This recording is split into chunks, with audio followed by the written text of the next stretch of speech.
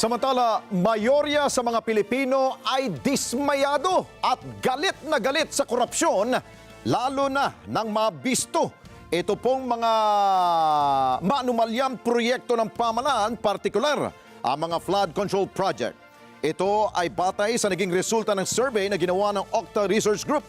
Lumalabas na 60% ng mga Pinoy galit na galit sa issue. 30% at nakaramdam ng pangamba, habang 9% naman ang nalungkot sa ibinunyag na katiwalian. Lumalabas din na 8 sa bawat 10 Pinoy, 83% po yan katumbas, ang sumusuporta sa naging pasya ni Pangulong Marcos Jr.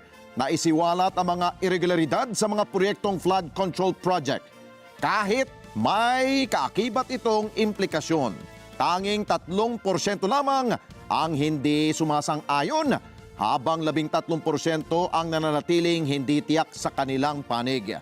Sa nasabing bilang, pinakamataas na suporta ay nakuha mula sa National Capital Region o Metro Manila na umabot sa 91%.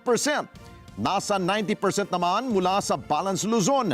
Samantala, 46% ng mga Pilipino ang pabor na pangunahan ng isang independent commission ang investigasyon sa flood control scandal, habang 68% naman ang nananawagang mapanagot ang mga tiwaling opisyal at mga kontratista na sangkot sa anomalya.